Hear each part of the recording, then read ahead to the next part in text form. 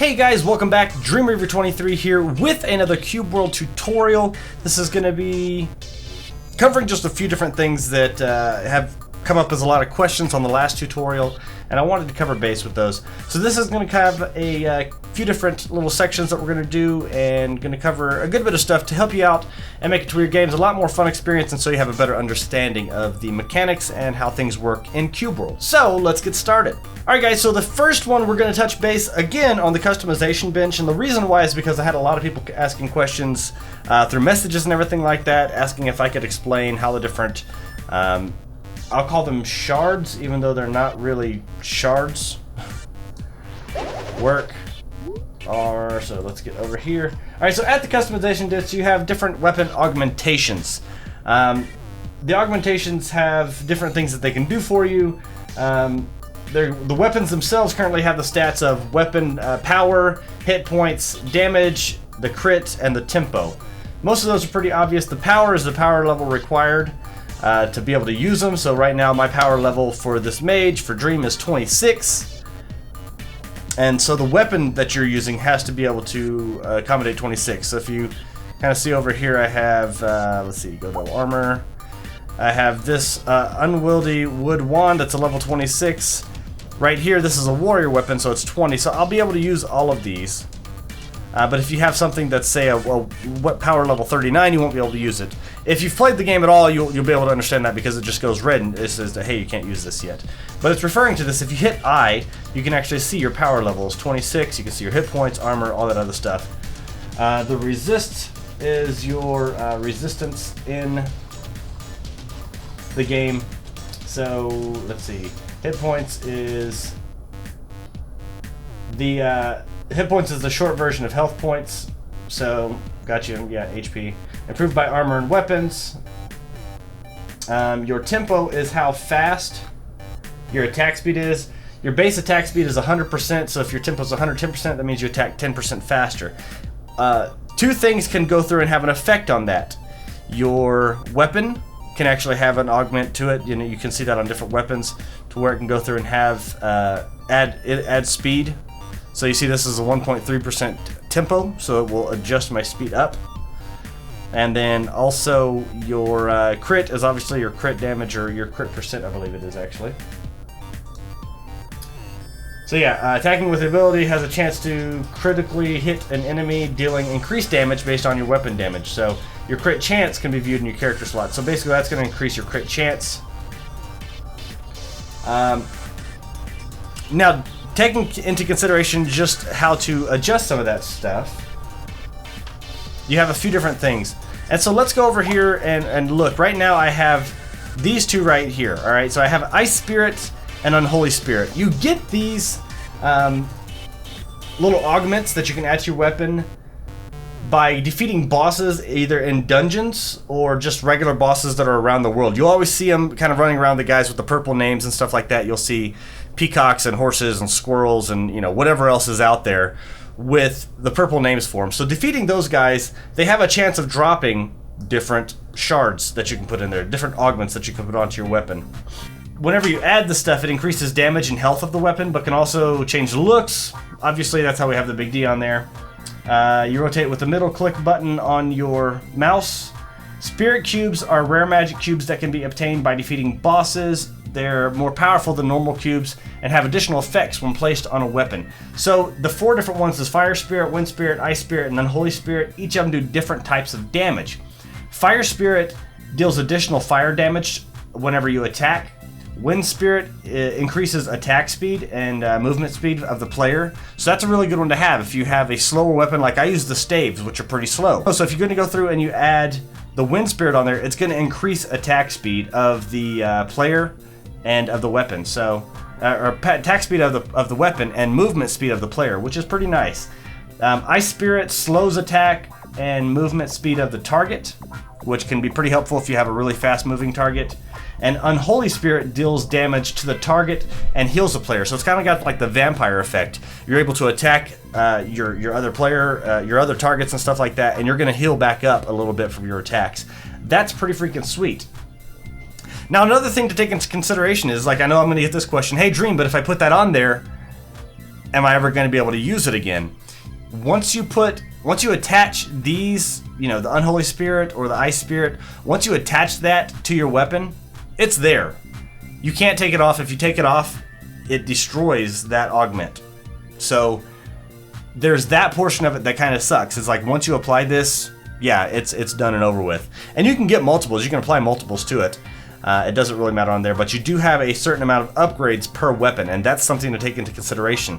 If you want to go through and make an intricate design with, you know, with a staff, and you have tons of wood that you're putting on there, and you use all 32 slots, the only way for you to go through and apply these other ones is to remove some of this stuff. Now, to remove it, all you got to do is you will take it and drop it outside right there. Now, for these right here, once they are taking off of your weapon and dropped outside, they're destroyed. So you can't get those back. You can't drop them in your inventory. They're just seen as destroyed. So that's something to take into consideration as well. Now, next question, is there a way for you to be able to use that still in the future? And the answer is yes. I'm going to show you that here in just a second. Alright guys, so to be able to bring your weapons up to your level, if you go through and increase levels, obviously your power level is going to go up.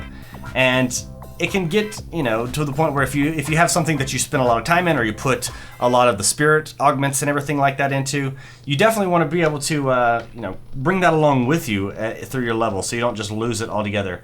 And to do that, you actually go here in the center of every city, typically in the big tower that's going to be a part of every city. You're going to find the adapter. Now, the adapter, what he does, or she does in this case, she adapts weapons to your skill. So if we go over here and look at my weapons, this is power 26 adapted. This is not adapted, power 10. So say I really like these, you know, shoulders, which I already have some. But just for this example, we're going to show it, or we're going to say for this gold bracelet, that's what we'll actually use. So say we spent time in you know, augments to go through and convert this bracelet, you know, and have it to where it had like extra fire damage and stuff like that. We made it really cool looking, and we want to be able to continue to use it.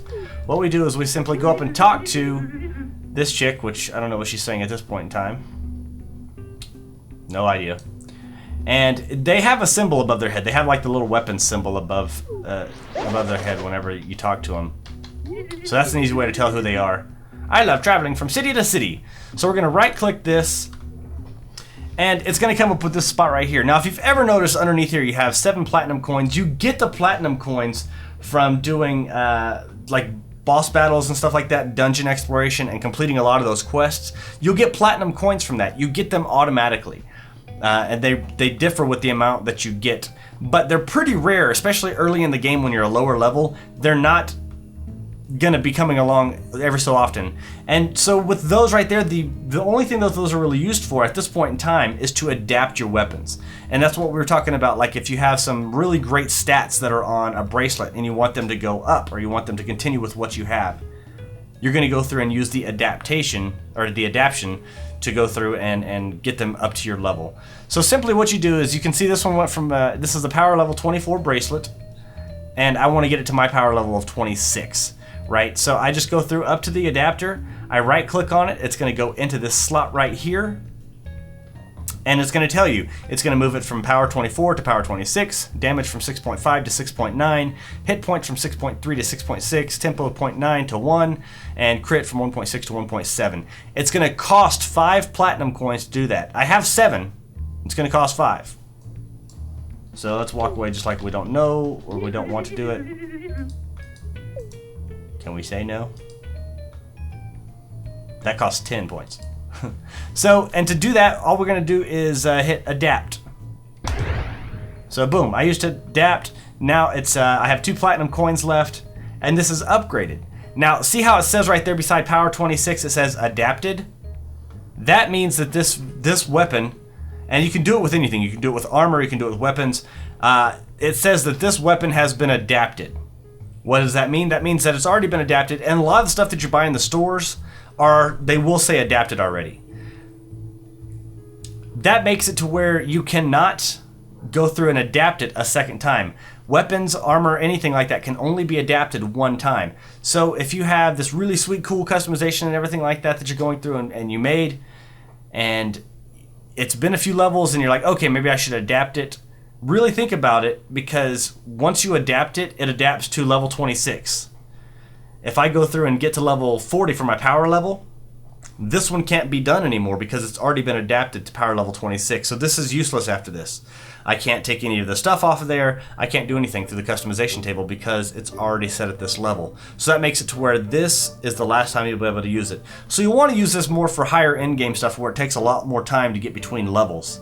So I can see this as being something at like level 15, 20, 25, 30. Those are the times when you're actually going to be able to want to use the adaptation or the adaption table or the adaption person so that you can really take advantage of those, and your power level is not going to change drastically between 1 or 2 levels, but it will between 4 or 5, which you can get pretty quick here in the game.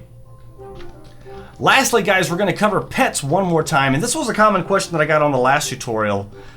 People were having problems to where they said, hey, I got a horse, I was able to tame it, and I was riding it, and it got to the point to where I wasn't able to ride it anymore. Anytime I would hit R, I would just fall right off.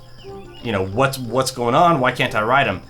If you look under your horse or under your pet, whatever you have your mountable pet, right underneath it, there is, which is right here, you have these 2 water drops. There's 5 of them typically. Those are your pet's thirsty level. It's thirst level. It needs fuel. It needs water. Water is its fuel. So all you have to do is basically, whenever it's thirsty, it's not going to let you ride him. He's like, hey, screw you, buddy. I'm not going to ride. I'm not going to let you ride me. I'm freaking thirsty. And we want to stay a little bit away from everything over here. But all that you need to do whenever you get to that situation is simply bring your horse or your pet, your mount, over to a stream. And just stand there. And you see how it's going up? He's drinking. He's happy. He's going through. This works whether you're in standing water, so you can stand in, or if you're swimming in there. As long as they can get to a water source, they're going to drink. And that basically refuels your horse, so you're good to go and set out on another adventure. Yay! Alright guys, so I hope those tips were able to help you out. It makes it a lot easier whenever you have a better understanding of the mechanics in the game to go through and be able to ride and have the adventures and everything like that. I hope you guys are enjoying it. I know a lot of you are not able to get the game because it's still having problems with the creating an account or buying the game. There's just kind of getting rampaged by tons of people wanting to play this game. For those of you that are out there that I still get messages and comments on saying this game's just a rip-off of Minecraft, really guys, check out the game, check out the videos. It's a really fun game, and there's no aspect of it at this point in time that's like Minecraft other than the fact that it's block-based, which is, not a great assumption to go off of and say it's just like Minecraft. I see that as you're just kind of closing your mind off to being able to go through and pursue other games that are really fun and enjoyable. So, until next time, guys, I'm DreamReaver23. If you have questions, comments, concerns, or if you have great tips for us, drop them down in the comments below and be able to get back in touch with you. And you never know, you might see your tip on our next tip video, our tutorial video. So, until next time, guys, DreamReaver23 saying game happy, and I will see you all later. Bye, guys!